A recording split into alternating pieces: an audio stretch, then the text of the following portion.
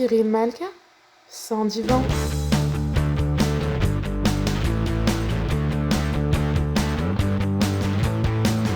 Sans divan.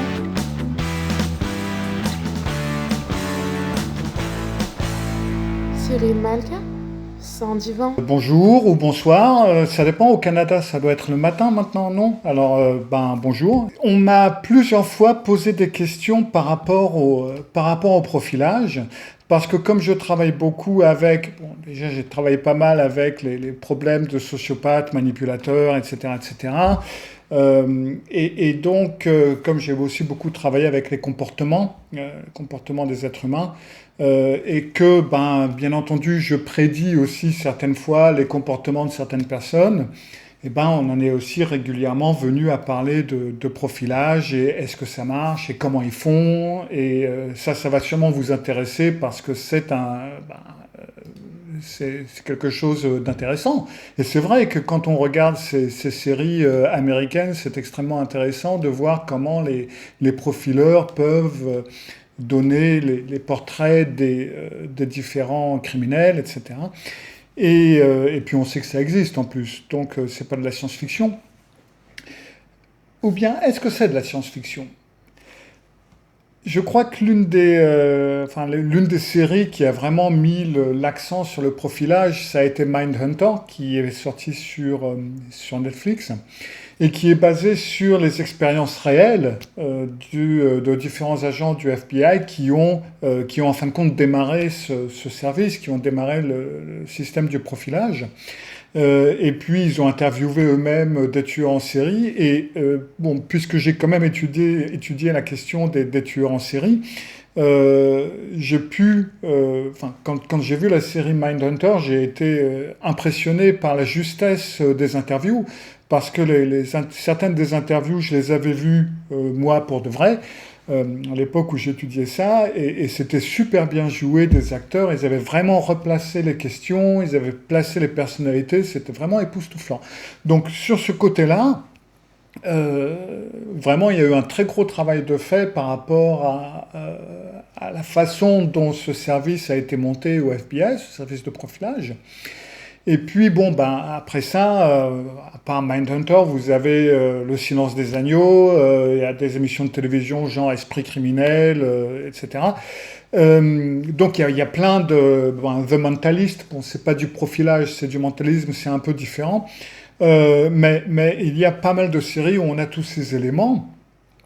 Et puis, quand on en vient à faire des études, enfin étudier un petit peu le sujet, donc par les bouquins qui ont été écrits sur le sujet, parce qu'il y a pas mal de livres, d'études, etc., qui ont été écrits par des profileurs du FBI, par les gens qui ont fait tout ça.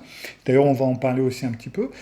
Euh, Par contre, quand on fait une comparaison, ou quand on met côte à côte les informations des profileurs et les cas, ce qui s'est passé, ce qui s'est produit, les résultats, etc., en fin de compte, on a un petit peu l'impression que les succès des profileurs, c'est plutôt anecdotique, et que les études systématiques que j'ai lues sur le sujet montrent que la pratique du profilage est au mieux douteuse et qu'en fin de compte, elle ne correspond pas tout à fait à ce qui est décrit si sympathiquement à la télévision.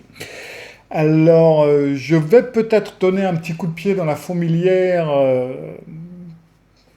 sur ce sujet, et je vais peut-être en décevoir quelques-uns, mais force nous est de constater qu'il y a pas mal de trucs qui ne correspondent pas vraiment. Alors, déjà, on va faire un petit peu d'histoire pour commencer à commencer, parce que le profilage, ça n'a pas commencé en fin de compte avec le FBI. Ça a commencé avec la chasse du mec qu'on appelait Mad Bomban, le bombardeur fou, le poseur de bombes fou.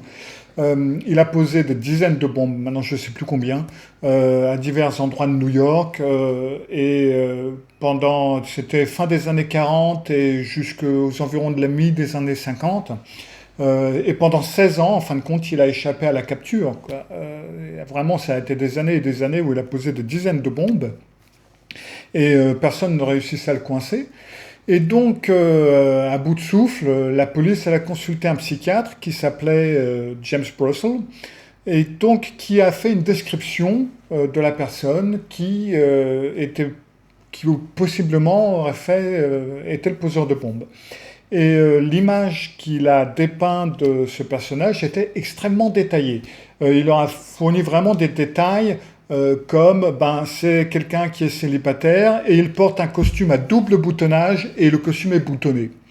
Et quand la police a finalement arrêté George Metesky, que vous voyez sur l'image, en fin de compte, quand ils l'ont arrêté, au moment où ils l'ont arrêté, il était célibataire, c'est un fait, et il portait un costume à double boutonnage et le costume était boutonné.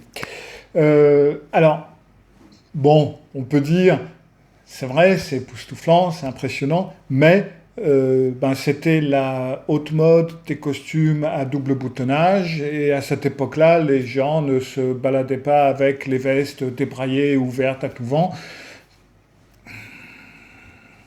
Vous voyez, mais il y avait quelques prédictions qui étaient précises, qui étaient vraies, qui étaient bonnes. Et puis, en fin de compte, on s'est aperçu qu'il y en avait tout autant, et même plus, qui en fin de compte étaient inexactes. Et aussi dans les divers profilages que Bruxelles a fait plus tard, il s'est planté de bout en bout, vraiment de A à Z. Mais ça, et ça c'est un phénomène que vous verrez dans beaucoup de pseudosciences, les gens ont une tendance à occulter un petit peu ce genre de truc, en disant, je veux dire, on peut se tromper, tout le monde peut se tromper, il y a le côté humain, voilà, on n'en parle plus. Donc on met ça de côté et on garde que les succès. En fin de compte, c'est ce qui a démarré le profilage, c'est ce qui a dit, ok, en fin de compte, si on ne regarde pas les erreurs qu'il a fait, il ne s'est pas trompé, le reste c'est bon, donc on va dire que c'est une science qu'on peut utiliser, c'est quelque chose qu'on peut utiliser. Et c'est comme ça que le profilage, en fin de compte, est né. Et donc, dans les années 70, le FBI a commencé à développer ce système de profilage criminel, comme vous avez pu le voir sur Mindhunter si vous avez vu la série. Et donc, ils ont eu des entretiens avec différents criminels qui étaient en prison à cette période, à ce moment-là. Et en fin de compte, toute la théorie du profilage, telle qu'on le connaît aujourd'hui, il a en fin de compte été basé sur ces entretiens, sur les entretiens avec 36 criminels, parmi les plus violents, qui étaient emprisonnés à cette époque aux États-Unis. Donc, c'était Ted Bundy, John Wayne Gacy, etc., etc. Et donc, de ces interviews, alors là, maintenant je vais vous dire ce qui se passe dans la saison 2 de Mindhunter. Donc, ils ont proposé un processus en 6 étapes pour développer un profil qui rassemblait les signes révélateurs de la signature d'un tueur. Donc, c'est-à-dire les comportements particuliers sur les scènes de crime qui, d'après eux, pouvaient trahir la personnalité unique du délinquant. En fin de compte, d'après les profileurs, ou d'après ceux qui étudient pour devenir profileurs, et d'après les gens qui y croient, on dit que les profileurs, les experts, ils peuvent examiner une scène de crime et donc tirer des conclusions sur l'ampleur de la planification, s'il s'agit d'un crime d'opportunité ou d'une attaque ciblée, le niveau de sophistication du délinquant en manière de nettoyage, et si les schémas de blessures peuvent montrer des preuves de sadisme sexuel. Enfin bref, tout ça, ce sont des conclusions qui aident à se faire une image du délinquant. Alors là, j'aimerais bien qu'on s'arrête une petite minute, parce que, enfin, je veux dire, si vous avez quelqu'un qui a massacré quelqu'un d'autre, qui s'est acharné sur ses organes sexuels, par exemple, je veux dire, même si on n'est pas profileur, même si on est un gendarme dans un petit village, on va se poser des questions, on va se dire, là, il y a sûrement une délinquance sexuelle à la base. Après, est-ce qu'on a besoin de plus de sophistication pour coincer le bonhomme ? Je ne suis pas sûr que ça nous aide. Enfin, je veux dire, c'est quelque chose qui est relativement évident. Mais après, je veux dire, ce sont des informations qui ne vous servent pas grand-chose, enfin je veux dire, il n'y a pas besoin d'un degré de précision extrême pour que ce soit plus utile que s'il y a moins de précision. D'accord? Donc, déjà, il y a ce problème-là, mais ça, on va y revenir. Mais après, il y a le gros problème là-dedans que on a un petit peu ce qu'on appelle le problème d'homologie. Alors, l'homologie, ça va être l'idée de dire qu'il y a une corrélation entre votre moi, votre personnalité, en quelque sorte, votre personnalité au quotidien, et ce que vous faites sur une scène de crime. Ça veut dire que si vous agissez d'une certaine façon logique au jour le jour, vous allez agir de la même façon logique sur une scène de crime. Et ça part du principe que l'on parle d'une personnalité extrêmement cohérente dans toutes les situations. Donc dans les situations de crime, qui ne sont pas des situations quotidiennes, enfin j'espère pas, et puis des situations quotidiennes comme aller chercher le pain ou vivre au jour le jour. Donc déjà le fait d'avoir une personne qui va réunir ces éléments au quotidien et dans une scène de crime, il n'y en a pas beaucoup, parce que la plupart des gens vont être dans un autre état quand ils sont dans un état criminel que quand ils vivent au jour le jour. Et ça, même les sociopathes qui ont été interviewés vont le dire, certains d'entre eux le disent en tout cas, c'est un petit peu comme si j'entrais dans un état second, où c'est pas moi qui le fais, mais c'est quelqu'un d'autre. Enfin bref, donc déjà là, il y a des choses qui ne correspondent pas. Mais si, même au cas où la personne agissait de la même façon en cas de scène de crime qu'au quotidien, ce serait une information qui ne nous serait pas vraiment utile. Elle nous sera utile que si on le chope, et puis qu'on peut comparer. Puis on peut dire, ok, ça correspond. Mais tant qu'on n'a pas attrapé le gus, c'est pas une information qui nous sert à grand-chose. Vous voyez ce que je veux dire? Alors, les chercheurs de l'université de Liverpool, ils ont essayé de voir justement s'il y avait ce problème d'homologie ou pas.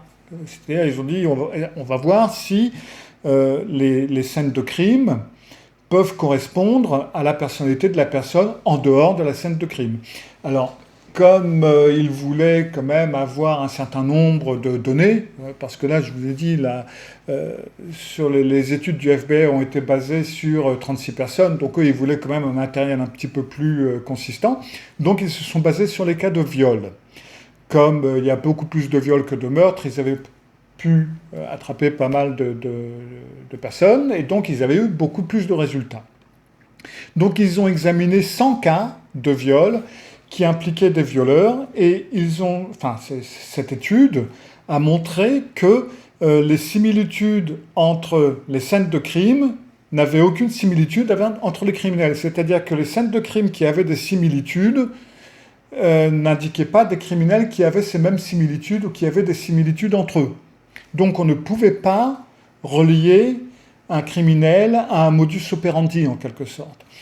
Et ces résultats indiquaient donc que, justement, on ne pouvait pas prouver cette homologie.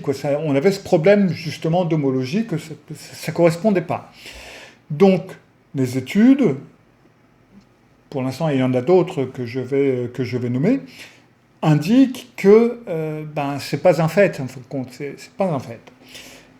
À l'époque où les profileurs donc, du FBI développaient leur technique. Alors, c'était dans les années 70, même si la psychologie cognitive et comportementale date quand même des années 50, enfin, même un peu avant, mais vraiment a commencé à prendre son essor dans les années 50, et donc dans les années 70, beaucoup plus. Ils avaient quand même, on avait plus l'impression que le comportement humain était largement sensible à des conditions situationnelles.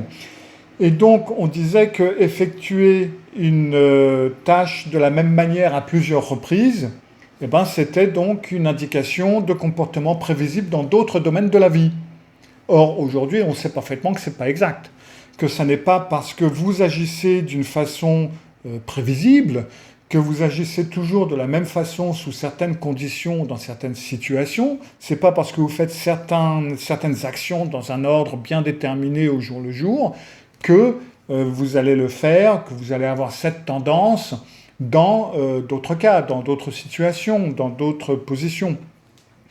Et donc ça, c'est déjà la première fausse piste sur laquelle se sont orientés donc les profileurs du FBI. Et donc, ensuite, il est important de se souvenir, donc, et là j'y reviens, que les informations sur lesquelles ils se sont basés, elles ont été recueillies auprès de psychopathes. Donc là, vous pouvez voir, il y a James Manson, il y a Stan Scassi, etc., etc. Et ce sont des personnes qui étaient menteurs. C'était des menteurs, c'était des manipulateurs, c'était des personnes qui étaient connues pour dire n'importe quoi, pour faire n'importe quoi. Les entretiens du FBI avec des tueurs en série, non seulement c'est déjà un très petit échantillon, hein, 36 personnes, c'est quand même pas beaucoup de personnes pour baser une théorie. Et en plus de ça, c'était des personnes autosélectionnées, parce que c'était seulement eux qui voulaient bien leur parler. Donc c'était des personnes qui voulaient bien parler d'eux en plus. Et donc c'était des personnes qui, en plus de ça, avaient été arrêtées. Donc c'était peut-être pas les meilleures des personnes sur qui se baser, si vous voyez ce que je veux dire. Donc, les mecs du FBI, ils ont interviewé 36 sociopathes, ils ont tout noté, ils ont tout enregistré, ils ont pris ça comme parole d'évangile. Et puis donc, ça fait qu'en conséquence, eh ben, les profilages qui sortent du FBI, et les profilages toujours aujourd'hui, la plupart du temps, eh ben, ça va être un homme blanc âgé de 25 à 35 ans qui a un problème avec sa mère. Et donc, point de vue investigation, c'est pas très utile. Je veux dire, les enquêteurs ne peuvent pas utiliser ça à grand-chose. Et c'est pour ça qu'on se retrouve très souvent donc avec ces profils similaires. Et par exemple, on a vraiment commencé à en parler il n'y a pas très longtemps, en fin de compte. Enfin, c'est pas vrai, on a commencé à en parler il y a plus longtemps, mais c'est resté dans les sphères, dirait-on, psychologiques. Donc, j'ai vu passer ces études, etc. Mais c'est parce que par hasard, je m'intéresse à ce genre de choses. Mais c'est pas vraiment sorti dans les domaines plus publics. Mais en 2002, ça a commencé quand même à faire un peu de bruit parce que en 2002, à partir de février 2002, il y avait ce fameux tueur à Washington, un tueur en série inconnu, qui s'appelait le tueur d'élite, le sniper, il l'appelait. Et donc, il a couru pendant 10 mois, après à peu près 10 mois, avant de le choper. Il a tué 17 personnes et blessé 10 personnes, je crois, à cette époque. Et donc son truc à lui, c'était donc d'abattre des victimes innocentes avec un fusil à lunettes, un fusil de sniper. Et donc là, bien entendu, aussi, les profileurs se sont mis de la partie pour essayer de choper le bonhomme. Et donc, ils ont annoncé, après plusieurs études, de scènes de crime, etc., que c'était donc un homme blanc, bien sûr, âgé entre 25 et 35 ans, mais il était mécontent, il était employé, mais il était mécontent dans son travail. Et donc, vingtaine, trentaine, et puis il avait probablement eu des problèmes avec sa mère, et puis il avait le plus probablement, une camionnette blanche. Oui, quand quelqu'un pouvait prédire que le mec, il avait un double boutonnage boutonné, pourquoi pas une camionnette blanche, je veux dire, hein. Donc ça, c'était le profil des profileurs, et donc c'était les personnes recherchées. Alors il s'est avéré que il n'y avait pas un sniper, mais il y en avait deux. Ils étaient deux. Ils étaient noirs. C'était John Allen Muhammad et Lee Boyd Malvo. John Allen avait 41 ans et Lee Boyd avait 17 ans. Ils étaient leur voiture, c'était une berline Chevrolet Caprice bleue de 1990. Ils étaient au chômage, d'ailleurs. Bon, enfin, bref, point de vue profilage, ça fait 0 pointé, quoi. Et donc, le pire, c'est donc que la voiture, la berline bleue, avait été remarquée sur les lieux de plusieurs attentats, de plusieurs attaques, et que la police n'avait jamais rien fait parce qu'eux recherchaient une voiture blanche, recherchaient une camionnette blanche, donc il n'y avait aucune raison d'arrêter des mecs dans une voiture bleue. Et après, à un moment donné, quand ils ont quand même eu un truc en disant quand même, cette voiture bleue, elle a quand même été là quand même plusieurs fois, donc ils ont interrogé les bonhommes, mais ils correspondaient pas au profil, ils recherchaient un mec blanc, et là ils avaient deux noirs, bon non, c'est pas eux, ils les ont laissés filer. Et de cette façon, ça a ralenti pas mal de choses. J'ai quand même voulu donner leur chance aux profileurs, alors dans mes études de profilage, parce qu'à un moment donné, j'avais vraiment étudié ça relativement profondément, parce que c'était vraiment un truc qui m'intéressait, et si ça marchait, pourquoi pas. Maintenant, je me suis rabattu sur les tours de magie, c'est plus sympa, et puis c'est moins dangereux, parce qu'on risque moins quand même, on risque pas d'envoyer des innocents en prison et de laisser filer des coupables. Mais je me suis donc penché un petit peu sur les études de cas d'incendies criminels, les incendies volontaires, les pyromanes. Oui, les tours de magie, exactement. Oui. Euh, Mais c'est qu'elles sont moqueuses en plus, là. Il y a Aïsata qui rigole, il y a Capucine qui rigole, mais tout le monde se fout de ma gueule. Mais c'est quoi ce truc? Disons que je pourrais presque comparer les tours de magie au profilage, oui, c'est vrai. Mais donc, alors là, je vais être obligé de lire parce que j'ai pas mal d'informations. Parce que donc j'ai fait des recherches sur les cas de pyromanes, parce qu'il y en a beaucoup plus, et donc là aussi, il y a aussi pas mal de travail avec du profilage. Et là, il y a des chiffres impressionnants qui peuvent être très intéressants.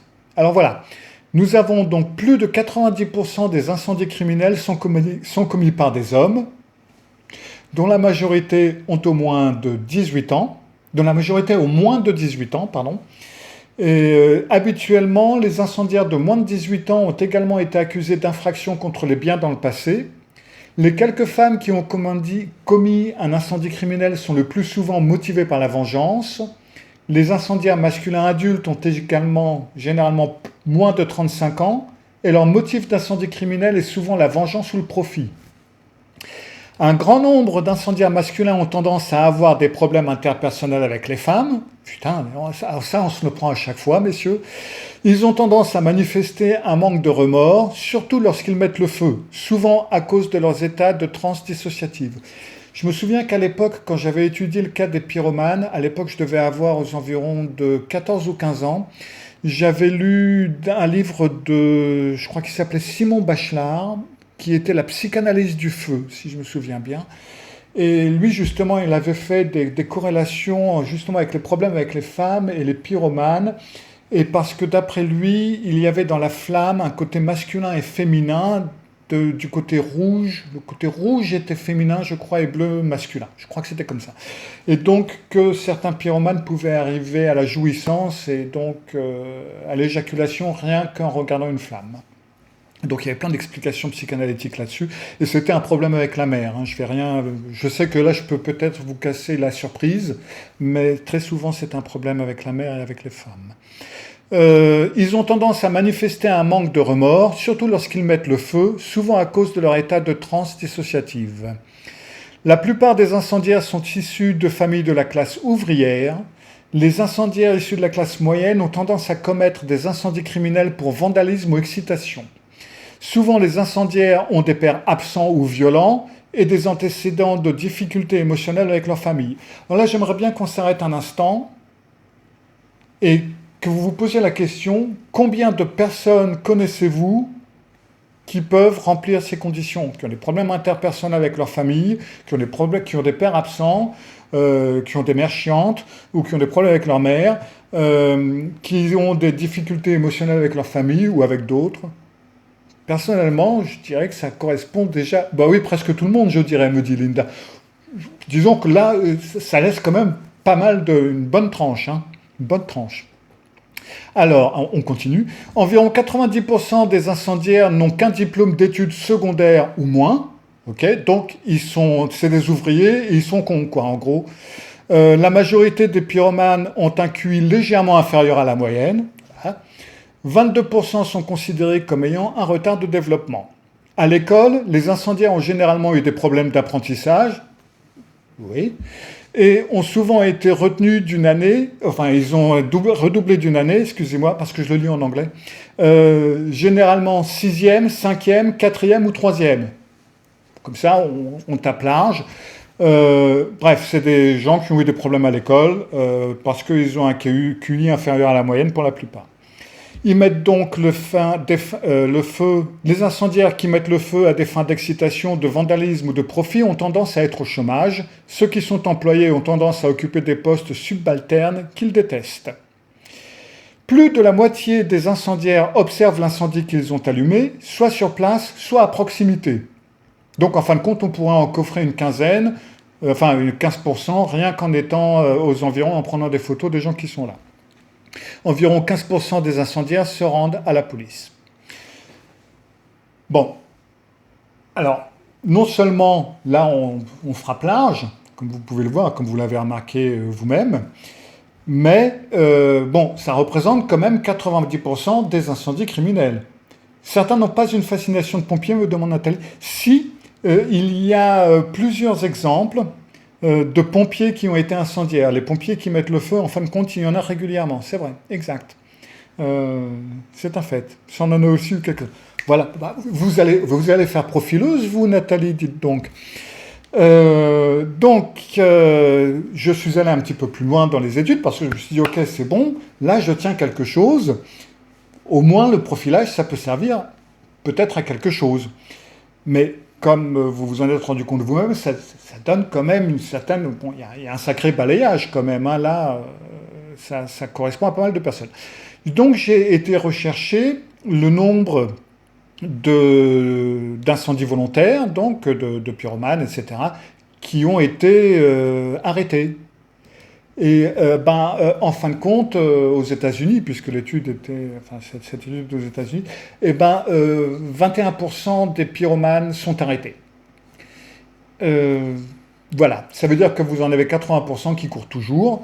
Vous avez un profilage qui est suffisamment large pour dire tout et n'importe quoi. Et donc, de toute façon, il y a de fortes chances que un pourcentage des personnes qui vont être arrêtées, 90% de 21%, vont donc correspondre à ce profil. Et c'est là où je me dis, mais est-ce que ça nous sert en fin de compte à quelque chose ? Voilà. En fin de compte, tout juste, si on n'aura pas plus de chances à choper les mecs, si on fait des enquêtes chez les pompiers, parce que justement, oui, c'est un fait, il y en a plusieurs qui correspondent au profil. Alors, est-ce que l'on peut tester le profilage criminel scientifiquement ? Eh bien, c'est difficile. C'est difficile parce qu'on est obligé de trouver les crimes résolus et de voir si ça correspond aux profils qui ont été faits de ces personnes. Et donc ça a été fait plusieurs fois même. Il y a plusieurs études qui ont été faites là-dessus.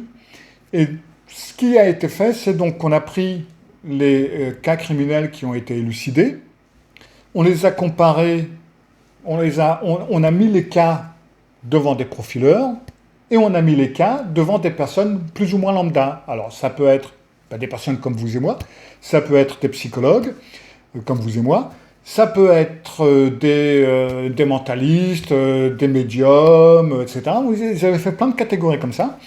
Et puis, ils leur ont donné à tous les mêmes cas. Ils leur ont donné les mêmes scènes de crime, les mêmes informations. Et puis, ils ont vu qui pouvait faire un profilage des personnes qui avaient commis ces crimes. Et est-ce que c'était juste ou pas, etc. Est-ce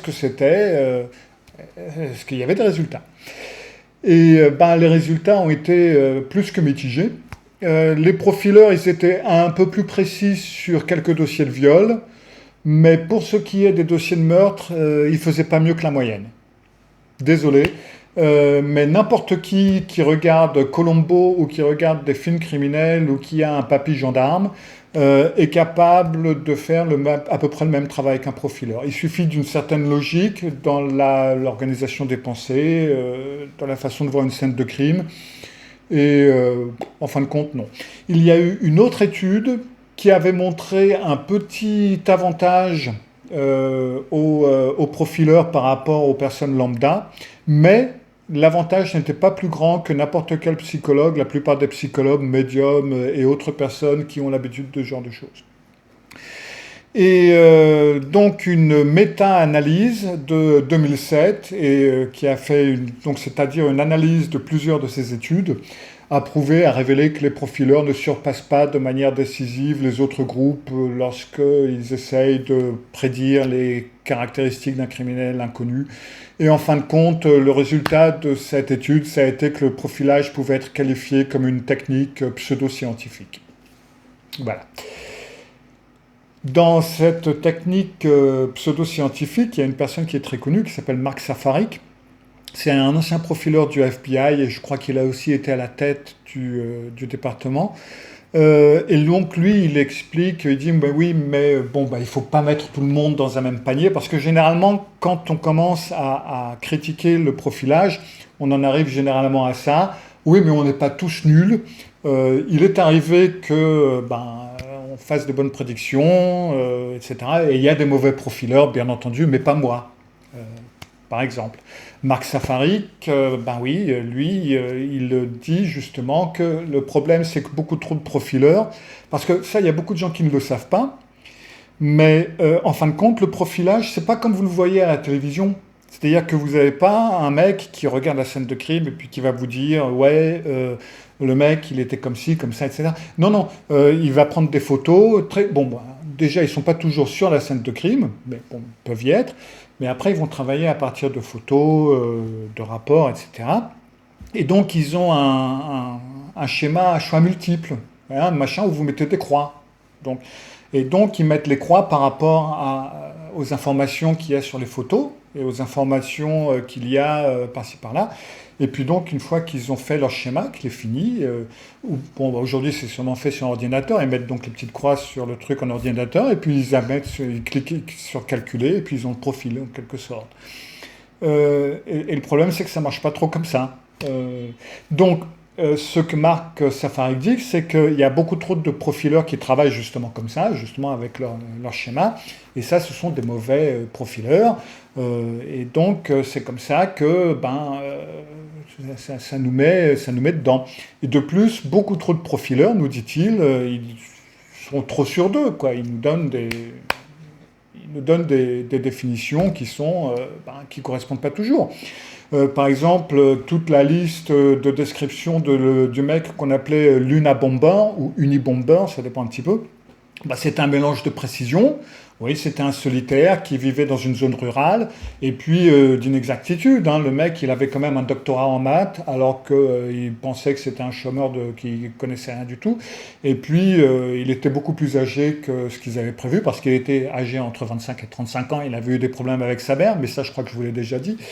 Et donc, en fin de compte, pendant des mois et des mois, le FBI a couru après les mauvaises personnes parce qu'ils ne pouvaient pas identifier l'Unibomber. Maintenant, c'est vrai que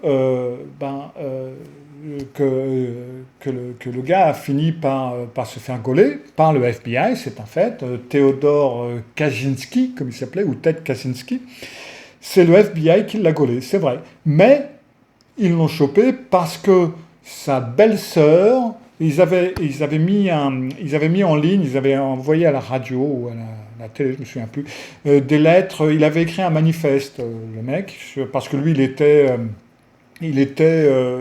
un genre de... Il voulait bombarder tout ce qui était éducation, tout ce qui était ingénieur, machin, enfin tout ce qui était évolution technologique. Et donc il avait écrit son manifeste. Et donc des parties de ce manifeste avaient été lues. Et sa belle-sœur, qui en fin de compte ne le connaissait pas, avait tiqué. Elle avait dit, dis-moi, ça me rappelle un petit peu ce que tu m'as dit que ton frère t'avait dit, mais tu te souviens, tu m'avais dit qu'il avait dit ça, tu m'avais lu un de ses mails, enfin une de ses lettres, il avait dit ça, il avait écrit ça, etc. Et donc le frangin a fini par téléphoner au FBI en disant, bah ouais, en fin de compte, il y a la lettre que vous avez lue et la lettre de mon frère, enfin la façon d'écrire de mon frère, ça ressemble. Et puis de fil en aiguille, ils l'ont rattrapé, c'était lui. Donc en fin de compte, oui, ils l'ont attrapé, mais tout comme les autres psychopathes qui sont en prison aujourd'hui, la plupart d'entre eux, ils n'ont pas été attrapés grâce aux profileurs, ils ont été attrapés à cause d'autre chose, parce qu'ils ont commis des erreurs, par un hasard, par d'autres cas, etc. etc. Oui, c'est vrai, il y a une excellente série sur Netflix sur Una Bomber, je l'ai vue. Elle est assez vieille, c'est vrai, elle est pas mal. Elle est pas mal du tout. Je vous la conseille d'ailleurs, ouais. Je me souviens plus s'il parle beaucoup du profilage là-dedans. Je m'en souviens plus. Mais à voir. Ouais. Bon, donc l'info du profileur n'a pas aidé à l'attraper. Et puis en fin de compte, il s'est avéré qu'elle n'a pas confirmé grand-chose, puisqu'il s'est avéré en fin de compte que beaucoup des trucs qui étaient annoncés par le profileur n'étaient pas exacts. Même principe avec l'explosion de 1989 sur le bateau USS Iowa. D'après les profileurs, c'était un meurtre-suicide dû à un amour homosexuel à cause de mecs de 25-35 ans qui étaient homosexuels refoulés à cause de problèmes avec sa mère. Et puis, on s'est aperçu un peu plus tard que c'était un problème technique, tout simplement, avec c'était une défaillance de l'équipement et une erreur humaine qui ont provoqué cette explosion. Donc, il n'y avait absolument aucun acte criminel là-dedans. Dans l'enquête du tueur de Green River, Gary Leon Ridgway, là, les profileurs, c'était une lettre du meurtrier, une lettre qui avait été écrite par le meurtrier, qui avait été mise, qui avait été jugée comme fausse. Non, c'est pas vrai, c'est pas lui qui l'a écrit. Et puis, pas de bol, c'était ça, c'était lui. Et là aussi, ils sont partis sur une fausse piste, et là aussi, ils l'ont arrêté par hasard. Ça n'a rien eu à voir avec le profilage. De toute façon, ils s'étaient plantés. Encore une fois, quand on en arrive à parler de tous ces cas, parce qu'il y en a beaucoup, il y a vraiment énormément de cas où les profileurs ont dit des océans de conneries, on en arrive à dire oui, mais ça a quand même de la valeur pour les enquêteurs parce qu'il peut y avoir certaines choses qui correspondent. Ça peut générer des pistes, ça peut aider à cibler. Ben non, ça ne peut pas aider à cibler si ça nous envoie sur une fausse piste. Mais les gens continuent à avoir cette croyance, parce que ça l'est, que le profilage, ça marche, ça nous donne des informations importantes, et en fin de compte, on en est venu à se demander si ce n'est pas tout simplement une question de budget. Il y a un budget pour le profilage, donc il faut bien justifier ce budget, et donc on fait appel, en tout cas aux États-Unis, on fait appel aux profileurs, tout comme on fait appel aux laboratoires, etc., etc. C'est devenu un truc, et quand, comme n'importe quel autre outil en quelque sorte, et puis quand on demande généralement aux policiers, mais comment est-ce que vous l'utilisez, ils vont vous dire, oui, on utilise, c'est quelque chose qui nous aide à cibler, et puis voilà quoi. Donc Safarik, puisque lui il est un adepte du profilage, quand on lui parle de ces problèmes de profilage, il nous dit, oui, mais non, c'est parce qu'il y a des bons profileurs, il y a des mauvais profileurs, il y a des bons chasseurs et des mauvais chasseurs. Lui, il ne fait pas les petites croix, donc on lui a demandé, mais alors comment vous travaillez-vous, etc., etc. Et oui.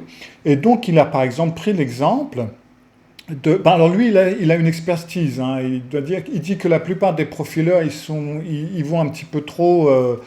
ils tapent un petit peu trop large, mais lui, il est plus spécifique. Alors, il y a Linda qui me dit, ce n'est pas aussi un outil qui calme la population. Ouais, peut-être. Je crois que ça peut être un outil qui peut peut-être calmer la population, qui peut leur dire, voilà, on met tout en œuvre pour essayer de trouver le criminel. Peut-être, ouais. Ça peut avoir cet effet-là. Mais bon, à la limite, on peut leur dire et pas le faire. Hein, ça en fera des économies. Et donc lui, il a sa spécialité. Lui, son expertise à lui, c'est sur les meurtres sexuels de femmes âgées. Alors c'est quand même, c'est plus restreint, mais il a vraiment étudié ce type de meurtre. Et donc, il dit généralement, j'ai tellement de matériel empirique, comme on a pu le voir justement sur les cas de pyromanie, il y a beaucoup de matériel, donc c'est plus précis. Et donc, lui, il sait parfaitement le genre de personnes, le délinquant qu'il recherche. Et c'est un fait que, par exemple, il a aidé à attraper cette petite mamie de 65 ans qui avait tué 2 couples à coups de pistolet. Hein, elle s'y était mise, la mamie. Et là, bon, bah, bon, les policiers étaient étaient un petit peu paumés. C'était en 2006. C'était donc 2 doubles homicides. Et puis, ben, les policiers étaient en train d'essayer de chercher qui aurait bien pu faire ça, d'avoir tué ces couples de personnes âgées. Et donc, Safarik leur a dit, là, écoutez, il a examiné les photos, machin, etc., les preuves. Et puis, il leur a dit, non, là, vous êtes en train de chercher au mauvais endroit. Il faut que vous trouviez une dame. Alors, attendez que je prenne. Je pense que vous avez affaire à une délinquante plus âgée et qu'elle a des problèmes de santé mentale. Et oui, en effet, ils ont trouvé donc une femme de 65 ans donc, qui avait des problèmes de santé mentale, ce qui peut paraître logique, et c'était elle. Donc c'est vrai que Safarik a eu des succès et il peut aussi les prouver. Ce qu'il n'aime pas trop prouver, c'est la fois où il a envoyé quelqu'un pour meurtre, il a envoyé un innocent en prison pour meurtre quand même. Ben oui, là il avait dit qu'il n'avait pas eu tous les rapports. S'il avait eu tous les rapports, il n'aurait pas commis cette erreur. Ben, n'empêche que, oui, voilà. Oui, ça reste vague, me dit Nathalie, c'est vrai. Donc, c'est un fait qu'il a aidé à capturer une mamie de 65 ans, mais il a quand même envoyé des innocents en prison, au moins un innocent en prison en tout cas. Et donc là, on peut se dire, mais est-ce que les policiers n'auraient peut-être pas de toute façon mis la main sur la mamie tôt ou tard? Parce que de toute façon, les tueurs psychopathes, les tueurs en série, généralement, ils sont arrêtés tôt ou tard. Je suis régulièrement faites entrer l'accusé. Et il y a pas mal de tueurs en série français aussi, et puis sans profilage, ils se font gauler de toute façon. Donc la question est-ce que c'est vraiment nécessaire? Et pourquoi? Alors d'après les partisans du profilage, bah oui, c'est quelque chose qui est populaire, ça reste très populaire. Alors peut-être, comme nous dit Linda, oui, ça peut rassurer les populations de savoir qu'il y a des profileurs dessus. Personnellement, ça ne me rassurerait pas, mais enfin bon. On a par exemple fait une étude, enfin on a examiné 88 cas résolus, ça c'était en 2016, et ils ont constaté que la police, dans ces cas-là, dans 83% du temps, ils ont répondu que 83% du temps, ils ont répondu que c'était généralement utile, le profilage est utile. Et puis, mais par contre, il y a eu 3 ou 4% où ça les a aidés à identifier le suspect. Donc en gros, on va dire, bon, pourquoi vous me dites que c'est utile? 83% disent que c'est utile, alors qu'il y en a 4% qui disent que ça l'a été en fin de compte, ça les a aidés à identifier le suspect. Donc ça n'a pas été utile. Donc là, on parle bien d'une croyance, on ne parle pas de quelque chose de scientifique. Il n'est pas question là de preuves scientifiques, il est question là de dire, bon, on croit que ça marche, donc on continue à le faire. Généralement, c'est à ce point-là qu'on arrive. Il y a Linda qui me dit que ça ne la rassure plus non plus. Ça ne la rassure pas non plus. Oui, non.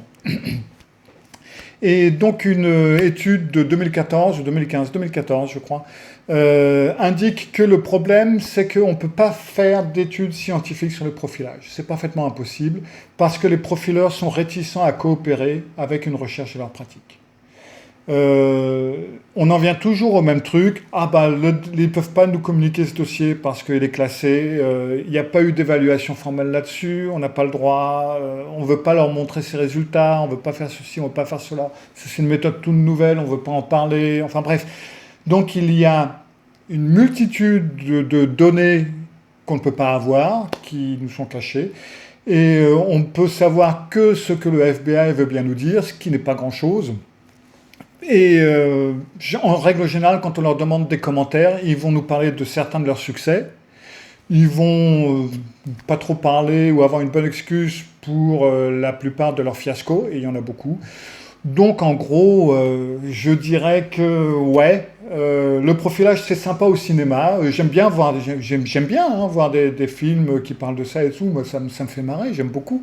Et puis ça m'apprend pas mal de trucs. Hein, bon, bah voilà. Euh, J'aime bien aussi parce que ça fait ça un petit peu comme on peut jouer au détective soi-même. Moi j'aime bien, ça fait des casse-têtes. Mais c'est bien, ça vend des films, ça intéresse le public, et puis voilà. Mais point de vue psychologique, non, le profilage ça marche pas, c'est du pipeau. Il n'y a aucune étude scientifique qui puisse le soutenir, qui puisse soutenir des résultats. Ça manque de résultats, ça manque de tout. Je vous propose de garder ça comme une bonne épice sur un bon film, et puis voilà, quoi. Enfin, je veux dire, après, un film, c'est pas nécessairement la réalité. C'est pour ça que c'est des films. Bon, bah écoutez, je vais vous souhaiter une bonne soirée, et puis je vous dis à d'ici 15 jours pour un webinaire suivant. À bientôt, au revoir. Cyril Malka, Sans Divan.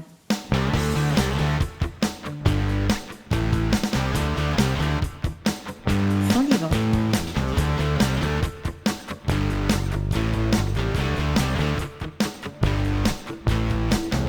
Sans Divan.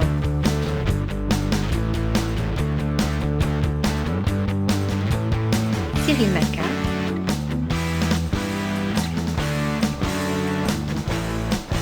Cyril Malka, Sans Divan.